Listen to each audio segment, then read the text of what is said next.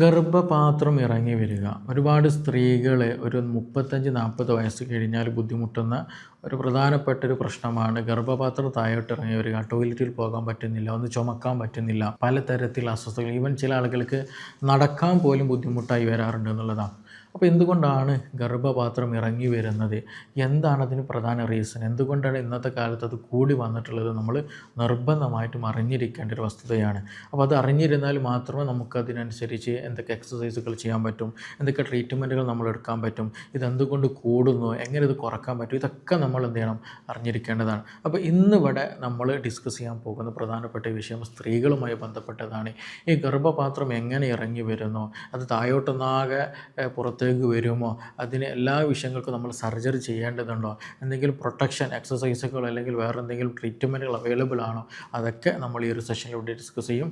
എൻ്റെ പേര് doctor Siraj, medical officer, ക്യൂൻബി ഹെൽത്ത് കെയർ, കൊടുവള്ളി.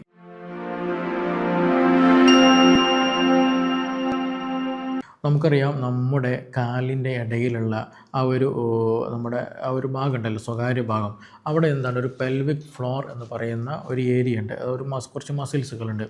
ഈ പെൽവിക് ഫ്ലോർ ഉണ്ടാകുന്ന മസിലുകൾ, ആ ഫ്ലോർ വീക്കായി പോകുമ്പോൾ എന്ത് ചെയ്യും, നമ്മുടെ വയറിലുണ്ടാകുന്ന പല ഘടകങ്ങൾ, നമ്മുടെ പെൽവിക്കിൽ ഉണ്ടാകുന്ന പല ഓർഗൻസുകളൊക്കെ എന്ത് ചെയ്യും, താഴോട്ട് വരുന്ന ഒരു അവസ്ഥ വരും എന്നുള്ളതാണ്. അപ്പോൾ ഈ ഒരു സമയത്താണ് മിക്ക ആളുകൾക്കും ഈ പറഞ്ഞതുപോലെയുള്ള ഗർഭപാത്രം താഴോട്ട് ഇറങ്ങി വരുന്നെന്ന് പറയുന്ന ബുദ്ധിമുട്ടുണ്ടാകൽ. ഇത് ചില ആളുകൾക്ക് ഉണ്ടായിരിക്കും, എന്ത് ചെയ്യും, ശാരീരികമായിട്ട് ബന്ധപ്പെടുന്ന സമയത്ത് വേദന അനുഭവപ്പെടുക, എന്തെങ്കിലും ഡിസ്കംഫർട്ട് ഫീൽ ചെയ്യുക, അതേപോലെ തന്നെ ചില സമയത്ത് ബ്ലീഡിങ് വരിക, അതേപോലെ തന്നെയാണ് ചില ആളുകൾക്ക് എന്തോ ഒരു സംഗതി താഴോട്ട് വരുന്ന പോലെ ഫീൽ ചെയ്യും, ചില ആൾക്കത് അനുഭവപ്പെടുക തന്നെ ചെയ്യും. അതേപോലെ തന്നെയാണ് ചിലപ്പോൾ എന്ത് ചെയ്യും, നമുക്ക് ചുമക്കാൻ പറ്റില്ല, തുമ്മാൻ പറ്റില്ല, അപ്പോഴൊക്കെ അവിടെ ഒരു ഹെവിനെസ് താഴോട്ട് വരുന്നത് പോലെ വലിയ തോതിൽ അനുഭവപ്പെടുക എന്നുള്ളതാണ്. അതിൻ്റെ ഒരു പ്രധാന ലക്ഷണം എന്ന് പറയുന്നത് അങ്ങനെ ഒരു ഫീലിംഗ് നമ്മുടെ ബോഡിയിൽ ഉണ്ടാകുന്നതാണ്. ഇത് പല കാറ്റഗറി ആയിട്ട് കാണാറുണ്ട് എന്നുള്ളത്. ചില ആളുകൾക്ക് എന്ത് ചെയ്യും, നമ്മുടെ വെജനയിൽ മുകളിലായിട്ട് വരും, ചിലപ്പോൾ വെജനയിലും തുടക്കത്തിലാവും, ചിലപ്പോൾ വെജനയിലേക്ക് ഇറങ്ങി വരും, ചിലപ്പോൾ പുറത്തേക്ക് എത്തുന്ന രീതിയിലൊക്കെ വരും എന്നുള്ളതാണ്. അപ്പോൾ പല കാറ്റഗറി ആയിട്ട് നമുക്കിത് തിരിക്കാൻ പറ്റും. എല്ലാത്തിനും പോയിട്ട് നമ്മൾ സർജറി ചെയ്യേണ്ടതൊന്നുമില്ല. ചില കാര്യങ്ങൾ ശ്രദ്ധിച്ചാൽ തന്നെ നമുക്ക് എന്ത് ചെയ്യാൻ പറ്റും, അത് കൺട്രോൾ ചെയ്യാൻ പറ്റും എന്നുള്ളത് തന്നെയാണ്. അപ്പോൾ ഇത് ആരിൽ കണ്ടുവരുമെന്ന് ചോദിക്കുകയാണെങ്കിൽ, ഒന്ന് കൂടുതലായിട്ട് പ്രസവിക്കുന്ന സ്ത്രീകൾ എന്നുള്ളതാണ്. കൂടുതലായിട്ട് പ്രസവിക്കുക എന്ന് പറഞ്ഞാൽ ഇതിൽ തെറ്റിദ്ധരിക്കരുത്. ഒരു ഗ്യാപ്പും കൊടുക്കാതെ എന്ത് ചെയ്യുന്ന അടുപ്പിച്ച് പ്രസവിച്ച് കഴിഞ്ഞാൽ എന്ത് ചെയ്യും, നമ്മുടെ ആ ഒരു ഭാഗത്തുണ്ടാകുന്ന മസിലുകളൊക്കെ വീക്കായിട്ട് പോകും. അതുമാത്രമല്ല, ചില പ്രസവങ്ങൾ എന്ത് ചെയ്യാറുണ്ട്, നല്ല വലിയ കുട്ടികളുണ്ടാവും, നല്ല തടി കൂടിയ കുഞ്ഞുങ്ങളാണെങ്കിൽ പ്രസവിക്കാൻ കുറച്ച് പ്രയാസം ഉണ്ടായിരിക്കും അല്ലേ, മസിലൊക്കെ നല്ലോണം സ്ട്രെച്ച് ചെയ്തിട്ടായിരിക്കും ഉണ്ടാവുക. അപ്പോൾ അങ്ങനെ വരുന്ന സമയത്ത് മസിൽ വീക്കായിട്ട് ഇതുണ്ടാകാനുള്ള സാധ്യത ഉണ്ടെന്നുള്ളതാണ്. അതേപോലെ നമ്മൾ ശ്രദ്ധിക്കേണ്ടത് പ്രോലോങ്ഡ് ലേബർ, അതായത് കുട്ടിക്ക് വലിയ ഹെവിനെസ് ഒന്നുമില്ല, പക്ഷേ ചില സാഹചര്യങ്ങൾ കാരണമായിട്ട് ഒരുപാട് സമയം എടുത്തിട്ട് എന്ത് ചെയ്യുന്നു, പ്രസവിക്കുന്നുണ്ടെങ്കിൽ ഈ പറഞ്ഞത് ബുദ്ധിമുട്ട് വരാനുള്ള സാധ്യത ഉണ്ട്. ഈ വരുന്നവർക്ക് എല്ലാവർക്കും പ്രശ്നമുണ്ട് എന്നല്ല കേട്ടോ, സാധ്യതകളാണ് ഞാനിവിടെ പറയുന്നത്. ഏറ്റവും കൂടുതൽ കണ്ടുവരുന്ന ആളുകളുടെ കേസുകളാണ് നമ്മളിവിടെ പറയുന്നത്. അപ്പോൾ ഈ പ്രസവവുമായി ബന്ധപ്പെട്ട ഈ 3 കണ്ടീഷനുകളിൽ ഉണ്ടാകാനുള്ള ചാൻസസ് ഉണ്ട്, സാധ്യത ഉണ്ട് എന്നുള്ളതാണ്. അതേപോലെ തന്നെ മറ്റൊന്നാണ് ഏജിങ് വളരെ ഫാക്ടർ. അതായത് ഏജ് ആവുന്നതിനനുസരിച്ച് സ്ത്രീകൾക്ക് മെൻസസ് നിൽക്കുമല്ലോ. അപ്പോൾ മെൻസസ് നിൽക്കുന്ന സമയത്ത് ബോഡിയിൽ ഈസ്ട്രോജൻ്റെ അളവ് നല്ലോണം കുറയും. ഈ ഈസ്ട്രോജൻ്റെ അളവ് കുറയുമ്പോൾ സ്വാഭാവികമായിട്ട് എന്ത് ചെയ്യും, ആ ഒരു ഭാഗത്തുണ്ടാകുന്ന മസിൽസുകളിൽ പ്രത്യേകിച്ച് വീക്ക്നെസ് വരും, മുമ്പത്തെ സ്ട്രെങ്ത് ഒന്നും ഉണ്ടായിരിക്കില്ല. അപ്പോൾ സ്വാഭാവികമായിട്ടും വരും. ഏറ്റവും കൂടുതൽ ആളുകൾ പ്രയാസപ്പെടുന്നത്, അതായത് ചിലപ്പോൾ പ്രഗ്നൻസി പോലും കഴിയാത്ത ആളുകളുണ്ടായിരിക്കാം, അല്ലെങ്കിൽ ചിലപ്പോൾ 1-2 പ്രഗ്നൻസി തുടക്കത്തിൽ കഴിഞ്ഞതായിരിക്കും, അതായത് കൂടുതൽ പ്രസവിച്ചതുണ്ടായിരിക്കില്ല. അവർക്കൊക്കെ എന്ത് ചെയ്യും, ഈ പറഞ്ഞതുപോലെ മെൻസസ് വന്നു കഴിഞ്ഞാൽ അല്ലെങ്കിൽ ഈസ്ട്രോജൻ അളവ് കുറയുന്ന സമയത്ത് ഈ ഒരു വീക്ക്നെസ് വന്നു കഴിഞ്ഞാൽ സ്വാഭാവികമായിട്ടും ഈ ഒരു ഗർഭപാത്രം ഇറങ്ങി വരാനുള്ള സാധ്യത ഉണ്ടെന്നാണ്. അപ്പോൾ അതേപോലെ തന്നെ മറ്റൊന്നാണ്, നമ്മൾ സിവിയറായിട്ട് അവിടെ പ്രഷർ കൊടുക്കാതെ നല്ല ക്രോണിക്കായിട്ട് ചുമയുള്ള ആളുകൾ, അതുപോലെ ടോയ്ലറ്റിൽ പോയിട്ട് കൂടുതൽ നേരം ഇരിക്കുന്ന ടെൻഡൻസി ഒക്കെ നിങ്ങൾക്കുണ്ടെന്നുണ്ടെങ്കിൽ ഈ പറഞ്ഞതുപോലെ ഗർഭപാത്രം താഴോട്ട് ഇറങ്ങാനുള്ള സാധ്യത ഉണ്ടെന്നുള്ള നമുക്കറിയാം. ഈ ചുമക്കുന്ന സമയത്ത്, അതേപോലെ നമ്മൾ നല്ല വെയിറ്റ് ഒക്കെ എടുക്കുന്ന സമയത്ത് നമ്മളെന്ത് ശ്വാസം പിടിച്ചിട്ട് വെയിറ്റ് എടുക്കും എന്നുള്ളതാണ്. അപ്പോൾ ആ ഒരു പിടിക്കുന്ന സമയത്ത് നമ്മുടെ പ്രഷർ ഇവിടേക്ക് പോകുന്നുണ്ട്, നമ്മുടെ ആ ഒരു ഫ്ലോറിലേക്ക്, നമ്മുടെ ആ ഒരു ഗർഭപാത്രം ഇരിക്കുന്ന ആ ഒരു ഭാഗത്തേക്ക് പോകുന്നുണ്ടെന്നുള്ളത്. അപ്പോൾ ആ ഒരു പ്രഷർ അവിടെ തള്ളൽ വരുന്ന സമയത്ത് എന്ത് ചെയ്യും, അത് അവിടെ വീക്ക്നെസ് വരും. അപ്പോൾ ക്രോണിക്കായിട്ട് നല്ല ചുമയും, അതേപോലെ നല്ല തുമ്മലും, അതേപോലെ ശോധന കിട്ടാനായിട്ട് വയറ്റിൽ ശരിക്കും കിട്ടുന്നില്ല. അപ്പോൾ എന്ത് ചെയ്യും, ടോയ്ലറ്റിൽ പോയിട്ട് ഇങ്ങനെ ഇരിക്കും എന്നുള്ളതാണ്. അപ്പോൾ അങ്ങനെ കുറേ നേരം ഇരുന്ന് കഴിഞ്ഞാൽ എന്ത് ചെയ്യും, ഈ മസിലുകൾ വീക്കായിട്ട് ഗർഭപാത്രം താഴോട്ട് വരാനുള്ള സാധ്യത ഉണ്ട്. അപ്പോൾ ഈ പറഞ്ഞ ബുദ്ധിമുട്ടുള്ള ആളുകൾക്കൊക്കെ എന്ത് ചെയ്യാനുള്ള സാധ്യത ഉണ്ട്, ഈ ഗർഭപാത്രം താഴോട്ട് ഇറങ്ങി വരാണ്ടെന്ന്. അപ്പോൾ കേവലം പ്രഗ്നൻസി ഡെലിവറി മാത്രമല്ല, മറ്റു പല ലൈഫ് സ്റ്റൈലുകളും ഇതിനോട് ചേർത്ത് തന്നെ നമ്മൾ മനസ്സിലാക്കേണ്ടത് തന്നെ. അപ്പോൾ ഇതിൻ്റെ ലക്ഷണങ്ങൾ ഞാൻ മുമ്പ് പറഞ്ഞതുപോലെ തന്നെ ലക്ഷണങ്ങൾ എടുത്ത് നോക്കുകയാണെന്നുണ്ടെങ്കിൽ ഇതിൽ ഏറ്റവും കൂടുതൽ കണ്ടുവരുന്ന ലക്ഷണം ഏതാണ്, എന്തൊരു ഭാരം ഇങ്ങനെ താഴോട്ട് ഊർന്ന് വരുന്ന പോലെ തോന്നാം. പ്രത്യേകിച്ച് എന്തെങ്കിലും നമ്മൾ ടോയ്ലറ്റിലേക്ക് ഇരിക്കുന്ന സമയത്ത് കൂടുതലായിട്ട് നമുക്കത് ഫീൽ ചെയ്യും എന്നുള്ളതാണ്. അപ്പോൾ അതുകൊണ്ട് തന്നെ അതാണ് ഒന്നാമതായിട്ട് ലക്ഷണം. അതേപോലെ തന്നെ മറ്റൊന്ന് നമുക്ക് ശാരീരികമായിട്ട് ബന്ധപ്പെടുന്ന സമയത്ത് വേദന അനുഭവപ്പെടുക, ഒരു ഡിസ്കംഫേർട്ട്, മുമ്പത്തെ അത്ര പോലെ എന്നല്ല ഒരു ഡിസ്കംഫേർട്ട് എന്തോ അനുഭവപ്പെടുക, ചിലപ്പം ബ്ലീഡിംഗ് ഒക്കെ സംഭവിക്കാനുള്ള ഒരു സാധ്യതയുണ്ട്. എല്ലാവർക്കും ഉണ്ടെന്നല്ല, അങ്ങനെയൊക്കെ ഉണ്ടെന്നുണ്ടെങ്കിൽ അതിൻ്റെ ഒരു ലക്ഷണം കൂടെയാണ്.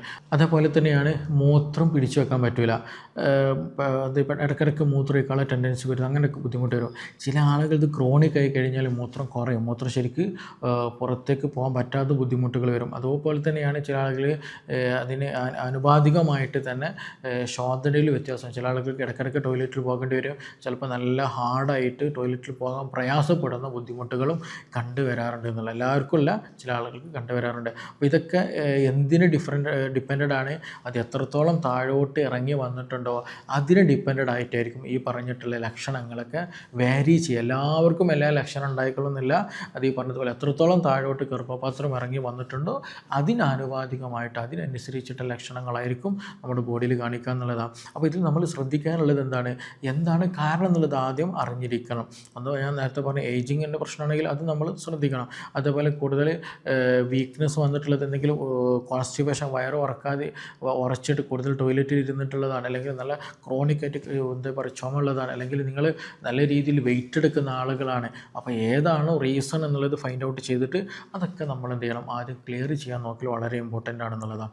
ഇനി ഇതിൻ്റെ ട്രീറ്റ്മെൻറ്റിലേക്ക് നോക്കുകയാണെന്നുണ്ടെങ്കിൽ എന്താണ് നമുക്കിത് ട്രീറ്റ്മെൻറ്റിൽ ചെയ്യാനുള്ളത്, ആ പറഞ്ഞിട്ടുള്ള പെൽവിക് ഫ്ലോർ മസിൽ സ്ട്രെങ്ത് ചെയ്താൽ, അതിന് ഉറപ്പ് കിട്ടിയാൽ എന്ത് ചെയ്യും, ഈ പ്രശ്നം സോൾവ് ആകുന്നുള്ളതാണ്. സിമ്പിളാണ്.